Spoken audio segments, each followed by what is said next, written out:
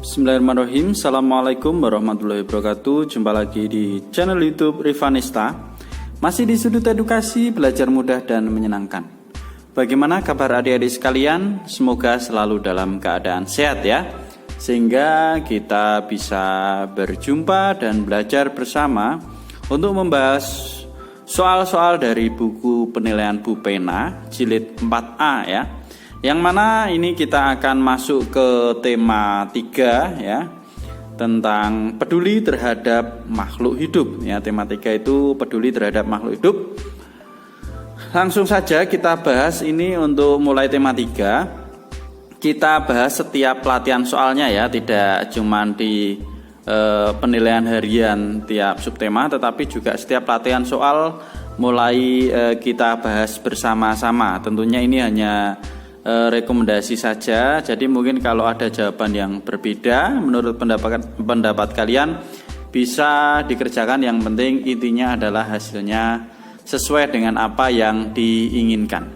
Oke, langsung saja kita menuju ke soal yang akan kita bahas kali ini ya, yaitu tema 3 subtema 1. Nah, ini tentang tema 3 itu peduli terhadap makhluk hidup, subtema 1 hewan dan tumbuhan di lingkungan rumahku ya.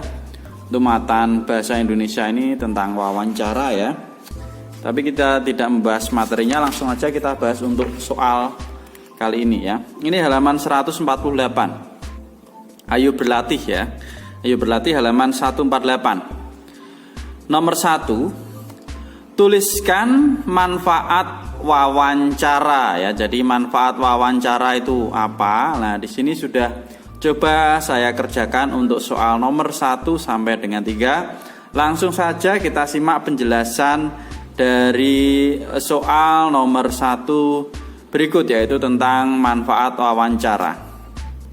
Oke, di sini sudah saya tuliskan ya. Manfaat dari wawancara itu adalah yang pertama, kita dapat mengetahui informasi yang kita cari ya. Kita tahu informasi apa saja yang kita cari dengan kita melakukan wawancara. Kemudian yang kedua, mengajarkan untuk berani berbicara dan bertanya. Jadi dengan kita melakukan wawancara, secara otomatis kita akan berinteraksi dengan beberapa orang dan mengajarkan kita untuk berani berbicara, berani ngomong ya, dan tentunya berani untuk bertanya. Itu untuk penjelasan soal nomor 1. Kita lanjutkan ke soal nomor 2. Oke, nomor 2, perhatikan gambar berikut ya. Ini ada Siti dan juga Lani ya. Menurutmu manakah siswa yang berperan sebagai pewawancara dan narasumber? Kemudian apa saja tugas pewawancara? Dan yang ketiga, apa saja tugas narasumber ya. Kita lihat di sini. Ini ada Siti dan juga Lani. Nah, Siti sedang bertanya ya, apa hewan peliharaanmu? Lah, yang mengajukan pertanyaan ini biasanya kita sebut dengan pewawancara ya. Kemudian yang memberikan jawaban itu kita sebut dengan narasumber ya. Jadi apa hewan peliharaanmu? Nah, tanya Siti. Kemudian Silani menjawab, aku memelihara hewan kelinci. Nanti bisa dilanjutkan pertanyaan berikutnya ya, berarti tentang hewan peliharaan. Nah, ini namanya adalah pewawancara dan ini namanya adalah narasumber. Jadi untuk yang nomor 2A jawabannya, manakah siswa yang berperan sebagai pewawancara? Yang sebagai pewawancara adalah Siti. Kemudian yang sebagai narasumber adalah Lani. Kemudian yang B, apa saja tugas pewawancara? Dan yang C, apa saja tugas narasumber? Di sini sudah coba saya tuliskan ya penjelasannya. Mari kita simak untuk nomor 2 sebagai berikut.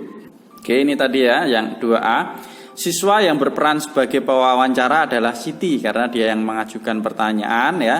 Kemudian siswa yang berperan sebagai narasumber adalah Lani ya. Ini biasanya narasumber itu adalah memberikan jawaban atas pertanyaan-pertanyaan dari pewawancara. Kemudian yang B, tugas pewawancara itu apa? Yang pertama, mencari narasumber ya, menentukan narasumbernya siapa sesuai dengan apa yang ingin kita gali, informasi-informasi apa yang ingin kita cari ya. Itu tugas dari pewawancara, yaitu menentukan atau mencari narasumber. Dan yang kedua itu menyiapkan pertanyaan sebelum memulai dialog. Jadi kita tentunya sudah harus menyiapkan pertanyaan-pertanyaan yang akan kita tanyakan kepada narasumber.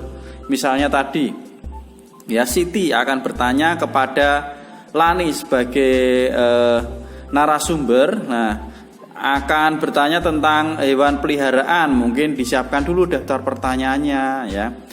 Mungkin yang pertama tentulah perkenalan, kemudian tanya hewan peliharaannya apa, bagaimana cara merawatnya setiap hari, terus kesehariannya setiap hari atau keseharian dari hewan peliharaannya itu seperti apa lah itu. Jadi supaya wawancaranya lancar itu sebaiknya kita siapkan daftar pertanyaan terlebih dahulu, ya itu ya tugas pewawancara. Kemudian tugas narasumber itu apa? Yang C, tugas dari narasumber itu adalah memberikan penjelasan setiap pertanyaan dari pewawancara. Itu adalah tugas dari narasumber, ya. Jadi untuk yang nomor 2 jawabannya sudah kita jelaskan, ya. Kita lanjut ke pertanyaan berikut untuk soal nomor 3.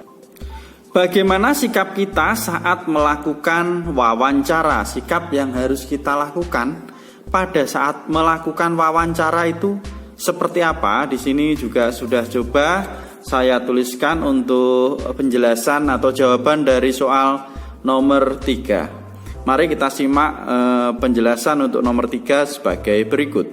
Oke ya, jadi sikap kita saat melakukan wawancara itu harus santun, ya. Tentulah kita harus santun dan menghormati dan menghargai, ya, terhadap narasumber. Di samping itu kita juga tidak boleh menyela apabila narasumber saat memberikan penjelasan. Jadi kalau kita menyela itu terlihat kurang sopan, ya. Misalnya saat narasumber sedang menjelaskan, ya. Tadi misalnya yang gampang tadi antara Siti dan Lani, ya. Lani tadi menjelaskan tentang hewan peliharanya adalah kelinci. Jadi setiap hari kelinci tersebut saya rawat, saya beri makan, dan saya memberi makannya setiap pagi dan sore hari. Dan tiba-tiba kita menyela, ya, kenapa kok diberi makan pada saat pagi dan sore hari lah, itu kurang bagus. Jadi kesannya juga tidak sopan. Jadi sebaiknya kita tunggu narasumber untuk selesai terlebih dahulu menyampaikan jawaban, baru kemudian apabila kita ada pertanyaan kita ajukan setelah narasumber tersebut menjelaskan atau memberikan jawaban tentang daftar pertanyaan yang kita berikan. Dan sebaiknya pada saat kita melakukan wawancara, ya, kita harus membuat janji terlebih dahulu sehingga terkesan bahwa kita menghormati narasumber tersebut, ya. Mungkin ini untuk penjelasan dari soal Bupena 4A, ya, atau jilid 4A halaman 148. Demikianlah tadi adik-adik sekalian penjelasan dari soal Bupena tema 3 subtema 1, ya, muatan pelajaran bahasa Indonesia, ya, di pembelajaran 1 halaman 148, ya. Semoga penjelasan tadi bisa membantu dalam adik-adik semua belajar, ya. Sekali lagi terima kasih dan mohon maaf apabila ada kekurangan. Silahkan apabila kalian suka dengan video ini bisa di like dan juga dibagikan kepada teman-teman, ya. Saya akhiri. Assalamualaikum warahmatullahi wabarakatuh.